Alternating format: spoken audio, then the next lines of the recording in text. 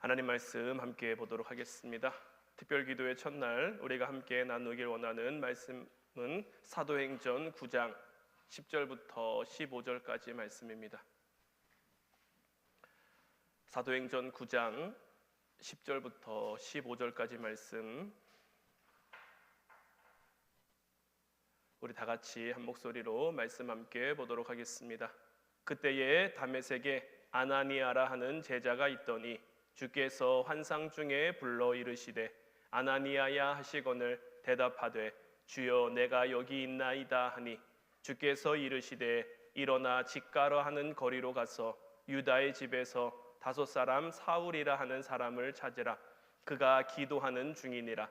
그가 아나니아라 하는 사람이 들어와서 자기에게 안수하여 다시 보게 하는 것을 보았느니라 하시거늘 아나니아가 대답하되 주여 이 사람에 대하여 내가 여러 사람에게 듣사온즉 그가 예루살렘에서 주의 성도에게 적지 않은 해를 끼쳤다 하더니 여기서도 주의 이름을 부르는 모든 사람을 결박할 권한을 대제사장들에게서 받았나이다 하거늘 주께서 이르시되 가라. 이 사람은 내 이름을 이방인과 임금들과 이스라엘 자손들에게 전하기 위하여 택한 나의 그릇이라.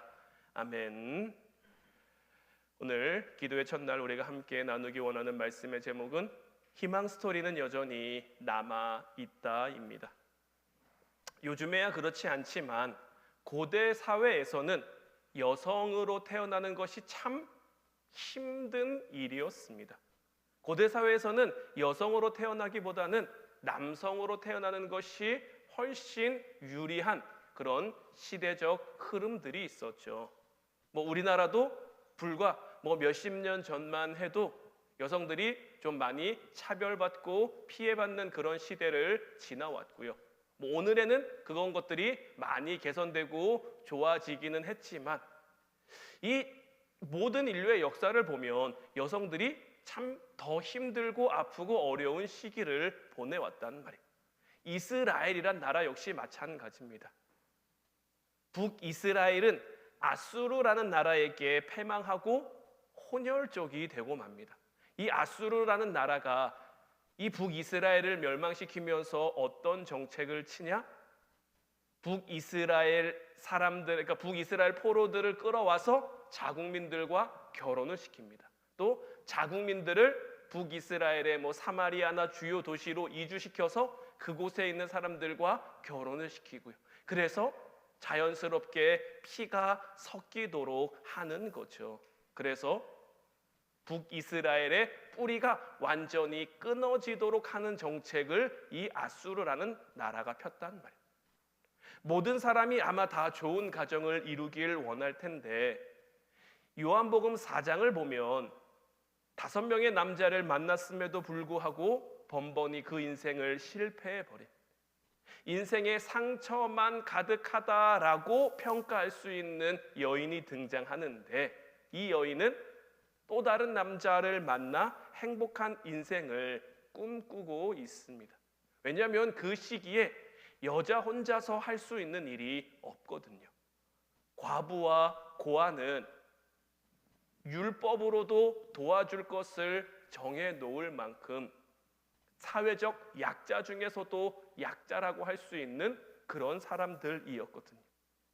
이 여인 또한 5명의 남자와 살아봤지만 홀로 남겨진 그 모습으로는 무엇을 이룰 수 없기에 또 다른 남자를 만나서 이제는 좀 내가 행복해질 수 있지 않을까, 이제는 내가 좀 그래도 괜찮은 삶을 살 수 있지 않을까, 행복한 인생을 꿈꾸는데 주어진 현실은 그리 녹록하지 않죠. 요한복음 4장을 보면 어떻습니까? 오늘도 필요한 물, 사람이 살아가는데 물은 반드시 있어야 되니까 그 물을 구하기 위해 사람들은 다니지 않는, 정오의 뜨거운 그 태양빛 때문에 아무도 다니지 않는 그 시간에 남몰래 우물물을 기르러 왔단 말이에요. 이사야 선지자가 이야기한 것 같은 상한 갈대나 꺼져가는 등불이 있다면 바로 이와 같은 인생이 아닐까 싶을 정도로 그녀의 인생이 참 기구하죠. 그런데 우리가 성경을 통해 알고 있는 것처럼 그녀의 인생 스토리는 여기서 끝나지 않습니다. 영원한 생수가 되시는 예수님이 그녀를 만나 주셨고, 그녀의 정말 마음속 깊은 곳에서부터 있던 그 영혼의 갈증을 해결해 주셨단 말이에요. 요한복음 4장 28절부터 30절까지 말씀을 보면, 여자가 물동이를 버려두고 동네에 들어가서 사람들에게 이르되 내가 행한 모든 일을 내게 말한 사람을 와서 보라. 이는 그리스도가 아니냐 하니 그들이 동네에서 나와 예수께로 오더라. 자, 이 여인은 정오의 뜨거운 태양빛 아래지만 물은 필요하니까, 물은 있어야 되니까 그 물을 기르러 물동이를 가지고 우물가로 왔었단 말이에요. 그런데 가져온 물동이를 그냥 집어내던져 버립니다. 관심과 가치관이 달라졌기 때문에 어떻게 보면 사회적 외톨이로, 사회적 왕따로 살아가던 그녀였지만 동네에 들어가서 사람들을 불러 모읍니다.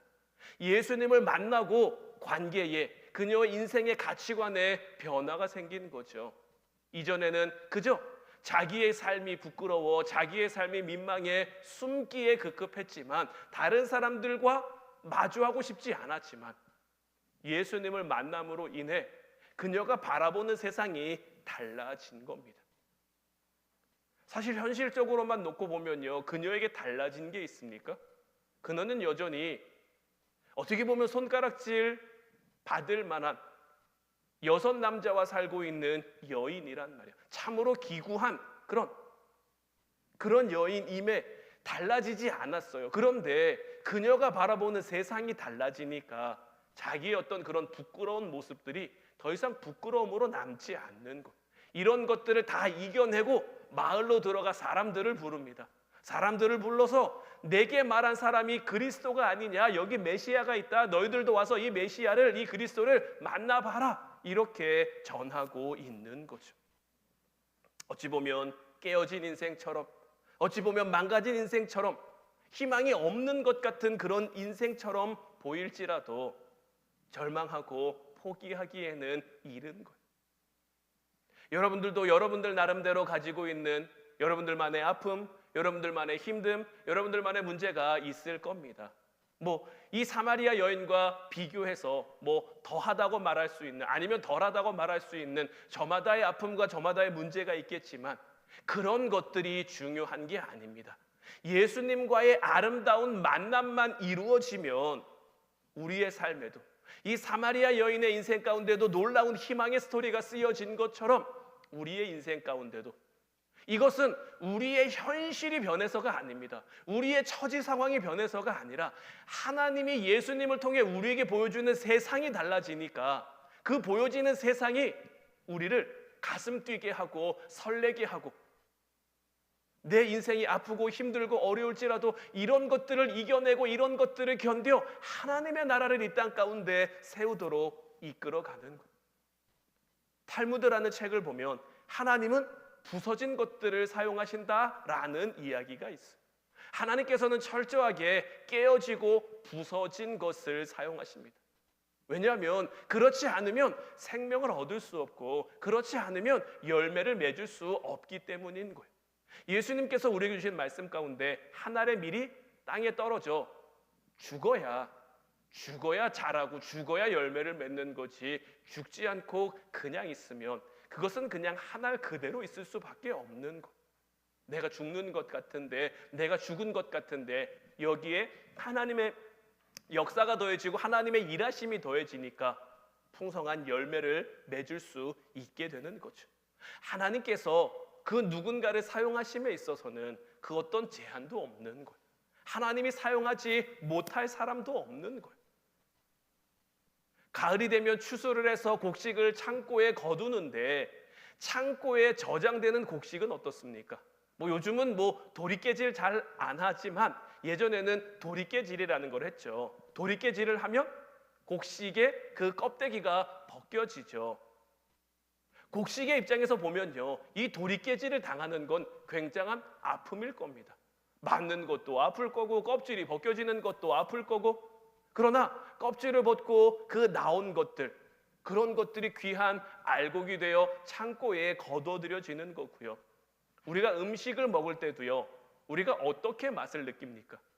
음식을요, 씹지 않고 삼키면 우리가 맛을 느낄 수 있을까요? 우리가 맛을 느끼는 건요, 우리가 입 안에서 그 음식물을 씹으면서 그것이 잘게 부서지면서 우리 안에 맛으로 느껴지는 거고, 또 그렇게 부서진 음식이 우리 안에 들어가야 영양분으로 우리 몸에 필요한데 사용될 수 있는 거죠. 하나님께서 우리 안에 역사하실 때도 마찬가지입니다. 하나님께서는 우리 영혼을 새롭게 하시기 위해 우리 삶에 있는 몇 가지 그 단단한 벽 같은 것들을 부서뜨리신단 말이에요.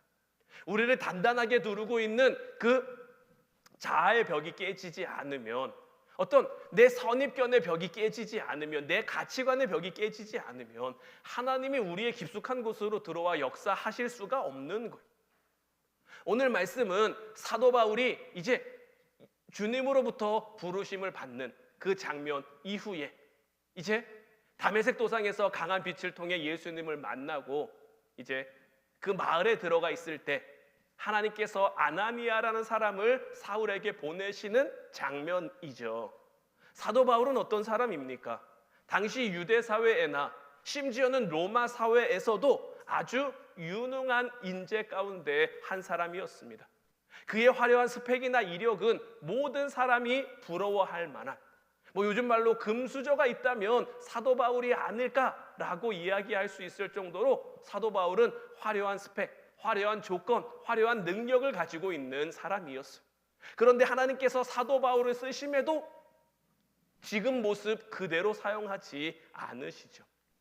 오늘 본문 15절 말씀을 보면 주께서 이르시되 가라, 이 사람은 내 이름을 이방인과 임금들과 이스라엘 자손들에게 전하기 위하여 택한 나의 그릇이다 라고 말씀하고 있죠. 하나님께서는 이 사도 바울을 통해 위대한 영적 거장으로 사용할 계획을 가지고 계시지만 지금의 모습으로는 그렇게 될 수가 없는 거예요. 사도 바울이 아무리 화려하고 멋진 프로필을 가지고 있을지라도, 그가 아무리 좋은 가문과 학벌과 배경을 가지고 있다고 할지라도 하나님은 그것 때문에 바울을 쓰시는 게 아니에요. 하나님은 그것으로 바울을 사용하시는 게 아니에요.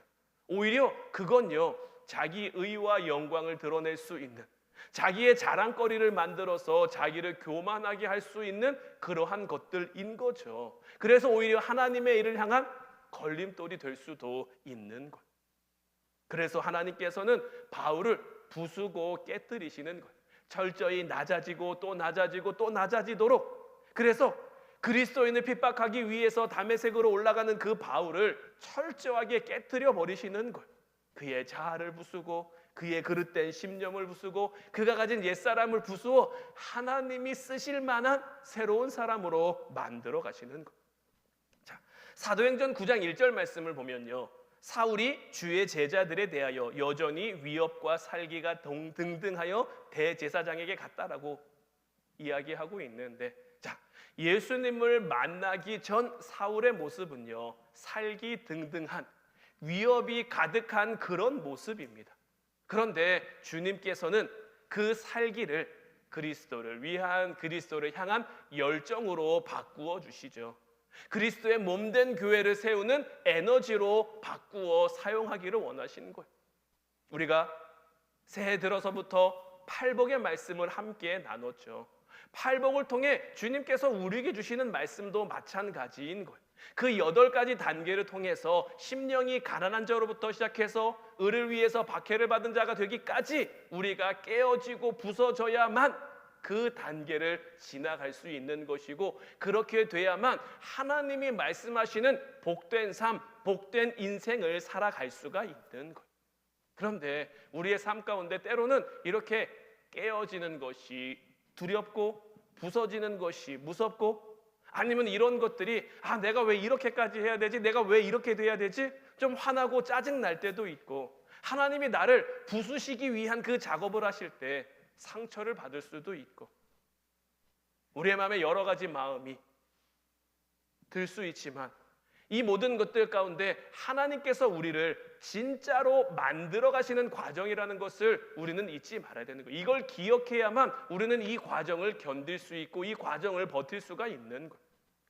오늘 본문 13절 14절 말씀을 보면 아나니아가 대답하되 주여 이 사람에 대하여 내가 여러 사람에게 듣사온즉 그가 예루살렘에서 주의 성도에게 적지 않은 해를 끼쳤다 하더니 여기서도 주의 이름을 부르는 모든 사람을 결박할 권한을 대제사장들에게서 받았나이다 하거늘.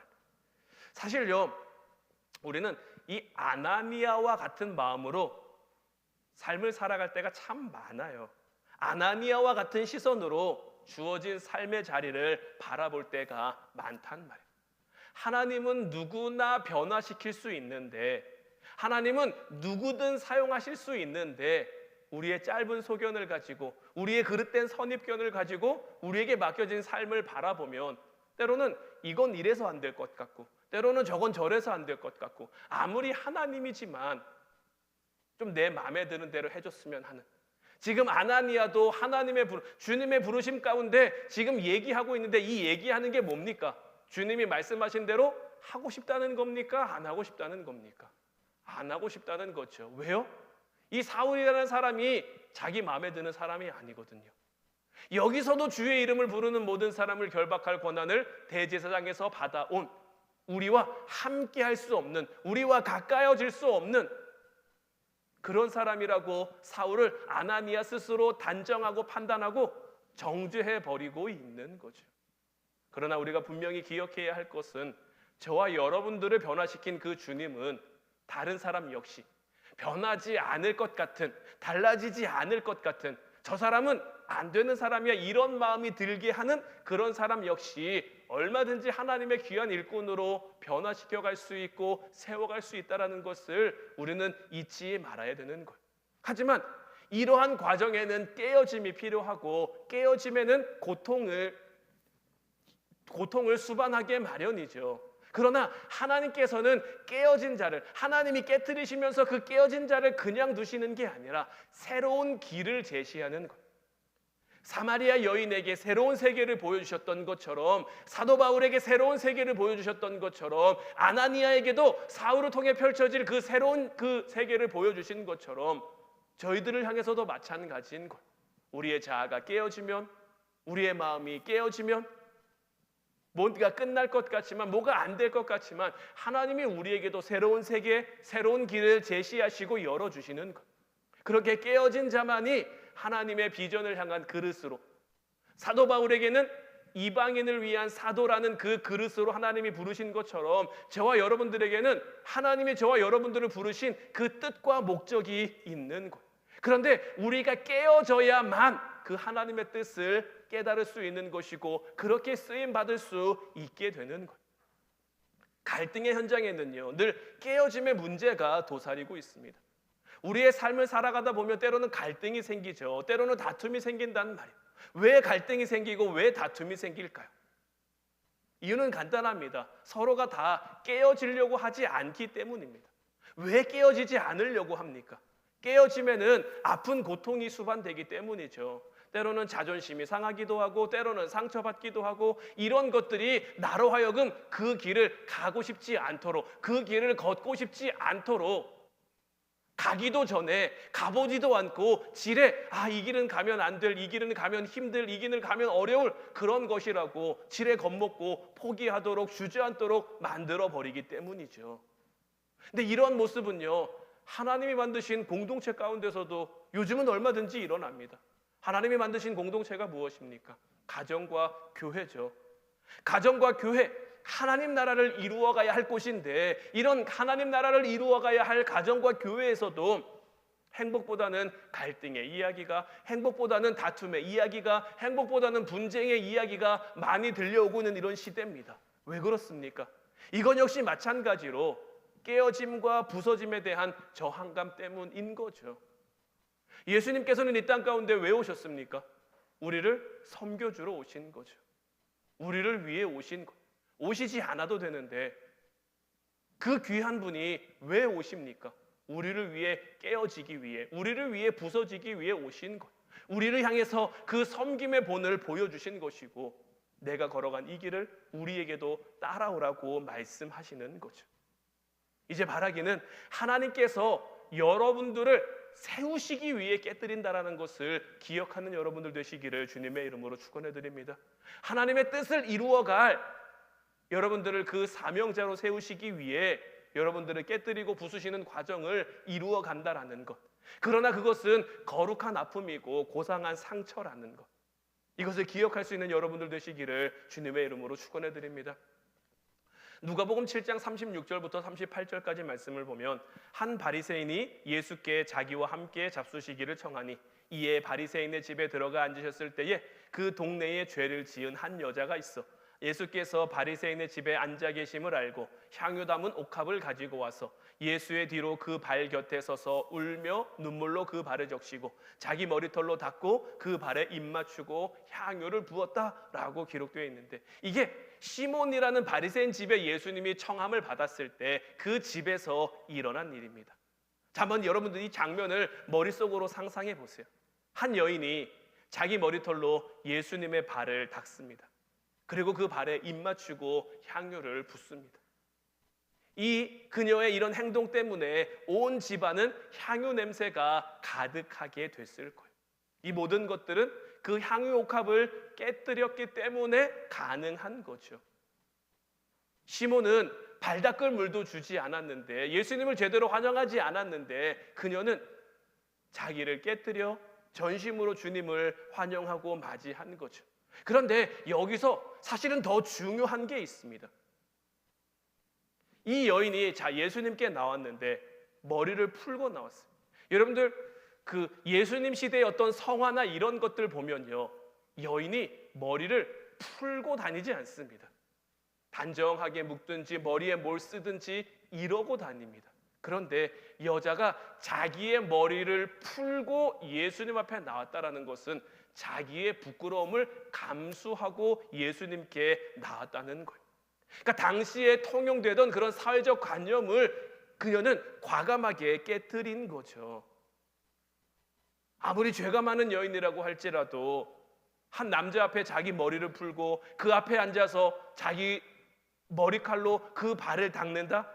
이게 얼마나 힘든 작업이었을까요? 당시에 발을 닦는, 발을 씻어주는 사람은 어떤 사람이 하는 겁니까? 하인들이 하는 거예요. 종들이 하는 거란 말이에요. 지금 이 여인은 예수님 앞에 그런 위치를 자처하고 있는 거예요. 그렇게 주님 앞에 나왔더니 주님의 만나주심과 더불어 죄 많은 여인이었는데 예수님의 위로와 예수님이 주시는 그 용기를 얻고 다시 복된 삶을 살아갈 수 있게 되죠. 이렇게 깨어진 후에는 하나님의 가장 위대한 축복을 우리는 경험할 수 있게 되는 거예요.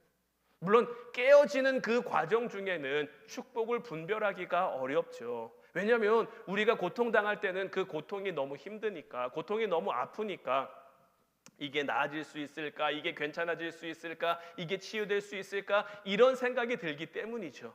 그런데 사마리아 여인의 경우도 보면 어떻습니까? 그녀의 처지가 달라졌습니까? 처지는 달라진 게 하나도 없습니다. 여전히 그녀는 남편이 5이나 있던 6번째 남자와 살고 있는, 어떻게 보면 사회적으로 손가락질 받을 만한 그런 여인의 모습. 갑자기 그녀가 성녀가 되거나 그런 게 아니란 말이에요. 그러나 주님께서 그녀의 시선을 달리 해주시니까, 그녀가 바라보는 이 세상 가운데의 가치관을 달리 해주시니까 자기의 처지가 문제되지 않는 거예요. 자기의 상황이 문제되지 않는 거예요. 사도 바울이 이 다메섹 도상에서 예수님의 부름을 받고 주님이 뜻하신 대로 이방인을 위한 사도가 됐습니다. 그 잘난 사도 바울이, 그 똑똑한 사도 바울이, 그 스펙 좋고 화려한 사도 바울이 가는 곳마다 환영받습니까? 환영받지 못합니까? 환영받지 못한단 말이에요. 환영만 받지 못하는 게 아니라 가는 곳마다 핍박받죠. 가는 곳마다 매맞고요. 가는 곳마다 감옥에 갇히고요. 가는 곳마다 어려움과 힘듦을 당합니다. 그렇다고 사도 바울이 그걸 포기합니까? 내가 어떤 사람인데, 내가 어떻게 자라왔는데, 내가 어떻게 공부했는데, 이런 걸로 자기의 위치, 자기의 처지를 따지지 않죠. 주어진 삶의 자리에서도 어떻게 하면 주님을 더 따를 수 있을까? 어떻게 하면 내가 주님 편에 더 설 수 있을까? 왜요? 보는 세상이 달라지니까요. 보는 가치관이 달라지니까요. 삶을 살아가는 그 이유와 방법 역시 달라진 거예요. 우리의 삶도 마찬가지입니다. 우리가 고통 가운데 있다고. 우리가 지난 주일에 하나님께서 왜 박해를 허락하시는지에 대한 말씀을 함께 나누면서 우리는 얼마든지 풀무불 가운데서도 기쁨과 감사를 경험할 수 있다고 말씀드렸죠. 왜냐하면 주님이 함께 하시고 주님이 우리를 붙들어 주시니까요. 주님이 붙들어 주시는, 주님이 함께 하시는 그 삶을 우리가 살아가면요, 우리의 삶도요 얼마든지 기쁨과 감사가 넘치는 진정한 하나님 나라를 누리는 삶을 살아갈 수 있게 되는 거예요. 우리의 처지가 달라져서가 아니라, 누구나 부러워할 만한 그런 위치로 우리가 올라가서가 아니라, 하나님이 우리에게 보여주는 세계가 달라지는 거예요. 하나님이 우리를 통해 보여주는 그 시선이 달라지는 거예요. 때로는 우리의 삶 가운데 안타까운 일들이 주어지죠.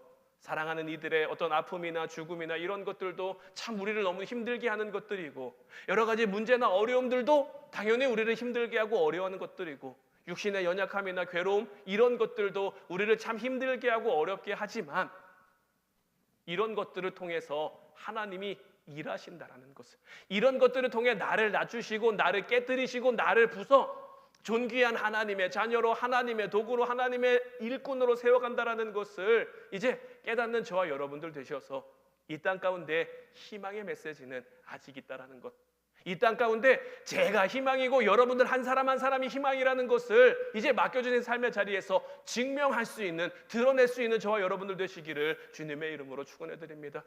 이번 기도의 주제가 하나님 은혜로 채워지는 인생의 비결인데, 하나님이 우리의 삶 가운데 어떻게 은혜를 채워주시는지, 우리의 삶을 통해 하나님의 은혜를 어떻게 만들어 가시는지, 이번 기도회를 통해, 이번 10번의 시간을 통해 하나님 앞에 온전히 고백할 수 있는 저와 여러분들 되시기를 바라요.